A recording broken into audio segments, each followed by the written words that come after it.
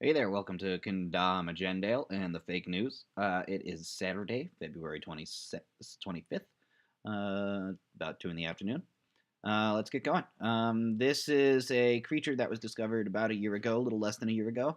And this article was just updated to tell people that nobody knows what it is still. It's just like too weird. Um, yeah, I guess its closest living relative is the lamprey, and it's for sure not a fish. Pretty weird. Very Lovecrafty and very exciting. Okay, this is a article. So I watched this movie, the Assassin's Creed movie, last night, and I thought it was amazing. I thought it was totally remarkable.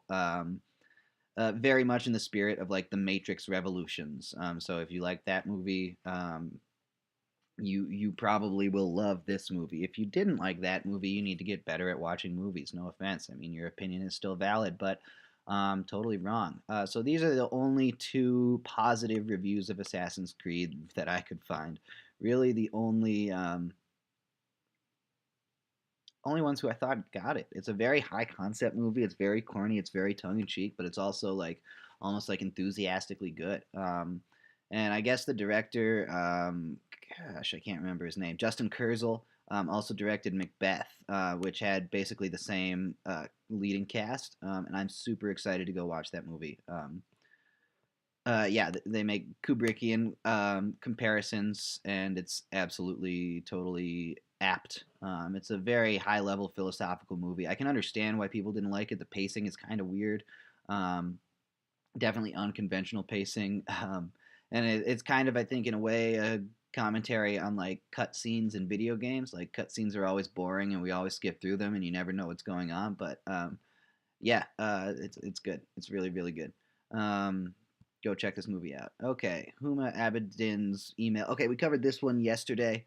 I used it as an example of like very fake news or like stuff that's reporting on leaks that just isn't good. I wanted to draw your attention to this. I said one of the things that it could have done worse was that it did actually cite emails, and so I realized that when I was going through this, I didn't actually look at the emails, so I went to try to see which emails it cited. These are FOIA emails supposedly, um, and none of these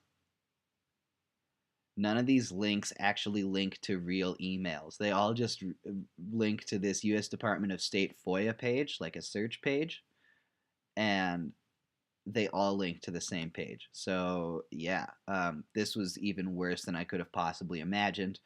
This is a very good example of truly awful news. Okay, moving on. Jeff Sessions coming war on legal marijuana. Okay, we talked a little bit about this yesterday too, and I also had the thought. I was like, why is Trump doing this thing? I don't understand quite why he's, even though it's yes, mostly the opposition that supports marijuana. I was like, the American public still overwhelmingly supports marijuana, and there's not a lot of evidence to say marijuana is bad or anything like that. And honestly, I'm starting to think this might be a move just to make his opponents smoke pot. I think Trump. I mean, everyone knows Trump is super sober and stuff, and there's a lot of rhetoric on like in his supporters communities and stuff. It's like everybody be healthy. And we're gonna all do a late night party on Reddit, but no drinking, no smoking, only sober clarity, right? And so I think he almost might be trying to troll his opponents into smoking pot. And I mean, I think in a weird way, I think you can, to some extent, credit alcohol. The Hillary Clinton's a famous drinker of alcohol, and she's, on Saturday Night Live, she's a bartender and stuff, and she's always trying to get on planes so she can have a drink and yada yada yada. So, in a weird way, it's almost like better, like maybe Trump's perspective is if I can get my opponents to switch from drinking alcohol to smoking pot, they'll still be idiots, but at least they'll be healthier. So I don't know. That's just a thought I had. It's pure conjecture. I've got nothing else to support that. Spicer bar CNN, New York Times, and others from New York press briefings. I everyone is making a huge deal out of this. It doesn't really concern me. like, as far as I'm concerned, Spicer could stop, like, the Trump administration could stop holding press conferences, and it would be roughly the same. You know what I mean? Like, I think they mostly hold press conferences to troll the press because it's fun for them. Um, I don't think not losing access to the president is really barring anyone from doing investigative journalism. I think losing access to the president is probably barring people from getting the page views that they get from reporting on Trump. I think that's really it. I think the Trump administration is basically trying to troll the press into imagining that they, as the press, are more important than the rest of the American people. I think when they come out and they come out with these outrage pieces, people kind of go like, "Why? Who? Why should we care?" I mean, like, I don't feel bad for these news sources. And the other thing is, it was just like it wasn't a regular press conference. Even it was just like a tiny little meeting, where they didn't have cameras or anything. So I guess I just don't see this as a big deal. I'm a lot more concerned. Somebody who was, I think it's Matt Taibbi, was like, he's much more concerned about Trump saying that anonymous sources are very dangerous and potentially, because I mean, for me, it's like anonymous sources are very, very, very important. And if the Trump administration is going to go out of their way to reveal anonymous sources, or if the Trump administration is going to abuse the power of the NSA to reveal sources, then that's something that could become very, very dangerous, and that could happen very quickly. I think we're going to find that the the I think most of the rhetoric about the Trump administration being a fascist organization is probably overplayed, but I think something that hasn't gotten barely any coverage at all is, I think, just the overarching philosophy of the Trump administration with the reality TV base and everything else is going to be that they make the NSA much, much more powerful and much more open. It's going to be something where they're just going to routinely use NSA data, and they're going to talk about it, and they're going to publish stuff. And basically, everyone is going to realize that the illusion of privacy that they have is completely false.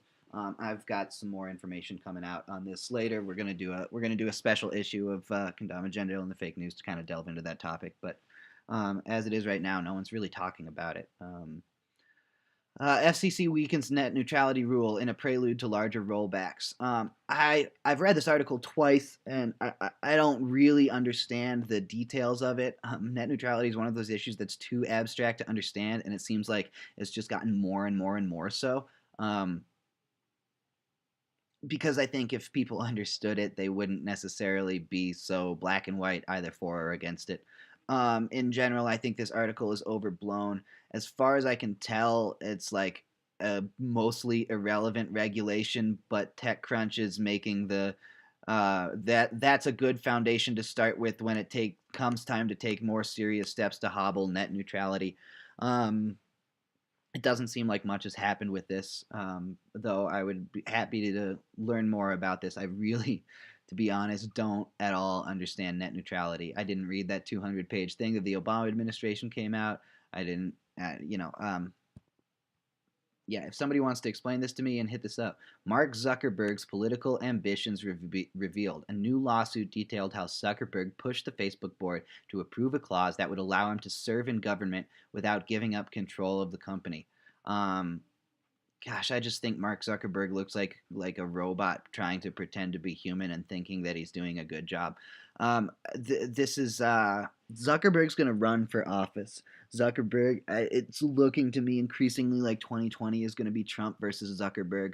Um, and when it comes down to it, Facebook is a very, very scary thing. Um, I think Zuckerberg's going to run a campaign where no one really likes him. No one thinks he's going to be effective or efficient, but he's going to have a hold on a weird demographic of like psychotic baby boomers.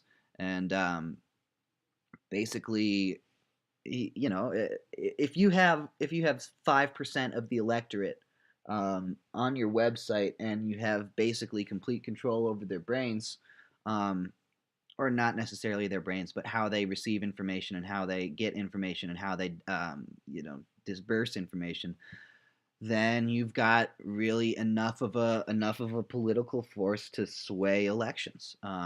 And it'll be a very interesting thing. I think I think the Democrats might run Mark Zuckerberg. I think they might have found the one person who's somehow less likable than Hillary Clinton. Um, but they're kind of doubling down. I think they're going to double down on this whole like corruption thing, or like we can control the news outlets and therefore control society. I think Trump would beat Zuckerberg. I think in making this move, I think Zuckerberg is going to destroy Facebook. But that's not something I'm super confident. Really, the only variable, like Zuckerberg will run for office, and Zuckerberg will probably win at a lot of things. And the biggest variable in here is going to be how long it takes Facebook to be destroyed. At some point, Facebook will be destroyed. It could be before anything gets serious in this election. It could happen during an election. It could happen as Zuckerberg loses the election, or Zuckerberg could win, and then Facebook would collapse after that. It's tough to say. This is one of the big variables in our political future. This is something to watch. Um, Take this seriously, guys. Okay, let's get into the deep level stuff. I learned today about the Phoenix program, which was a U.S. Program that the CIA did in Vietnam. And basically, they created like a list of it was a set of programs that sought to attack and destroy the political infrastructure of the Viet Cong. And basically, what they did is they created a list of Viet Cong officers and civilians, and basically just captured and tortured all the civilians. Um, Methods of reported torture that Doug Valentine wrote were used at the interrogation centers included rape, gang rape, rape using eels, snakes, or hard objects, rape followed by murder, electric shock rendered by attaching wires to the genitals and other sensitive parts of the body like the tongue, the water treatment, the airplane in which the prisoner's arms were tied behind the back, looped over a hook on the ceiling, suspending the prisoner in midair, after which he or she was beaten, beatings with rubber hoses or whips, the use of police dogs to maul prisoners. A lot of parallels to Guantanamo Bay or the CIA's modern torture programs here. Um, Military intelligence officer K. Milton Osborne reports that he witnessed the following use of torture: 6-inch dowel of the canal of one of my detainees' ears and the tapping through the brain until dead. The starvation to death in a cage of Vietnamese woman who was suspected of being part of the local political education cadre in one of the local villages. The use of electronic gears such as seals telephones attached to both the women's vaginas and men's testicles to shock them into submission. Um, yeah, so this is something that that happened in Vietnam. Kind of a bummer. And we don't really know how much of this is happening today. We don't know whether or not this is happening at Guantanamo Bay. We don't know whether or not this is happening at the CIA black sites that exist in dozens of countries around the world. We don't know if this is happening at domestic black sites like Homan Square or stuff like that. It's just, I think this is something to get in your narrative, get yourself aware that this has happened. I had never heard of the Phoenix program until yesterday. So, and I like to think that I have a pretty good background in all this stuff that's happening. So, yeah, okay. This happened on 4chan yesterday. This is a screenshot of a 4chan stuff. Basically, a 4chan member is going in and talking about John McCain's McCain Institute. And that guy who was talking about, Ashton Kutcher was talking about human trafficking and stuff. He's working at the McCain Institute. One of the board of trustees is Lynn Forrester de Rothschild, who also supports Hillary Clinton and that sort of thing. Just something to be aware of, something that's happening. It is 4chan, but it does seem to have, they do seem right. There do seem to be similarities to how the Clinton Foundation is working. So this is kind of interesting. Lynn de Rothschild, who we just mentioned, who's supporting the John McCain Foundation and stuff, is going after John Podesta and blaming John Podesta for losing Hillary Clinton's campaign. You have destroyed a great family and are a loser, which is oof.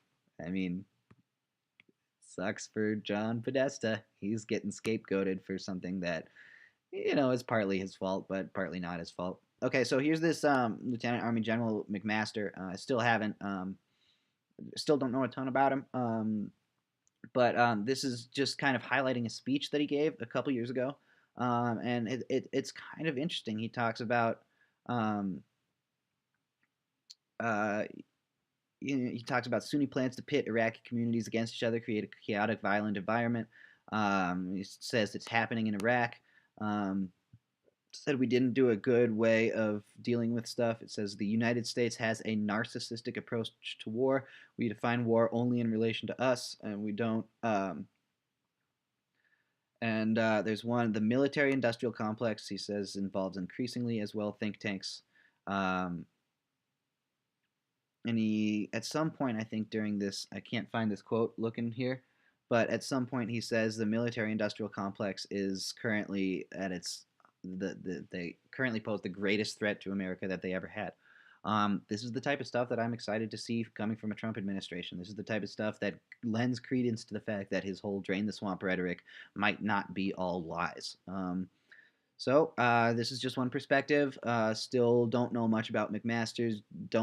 I don't feel as though I have a handle on his character, or personality, or who he is, or his history, or anything like that. And this is just one speech he gave. So looking for more information still, but this is just one data point. All right, thanks, guys.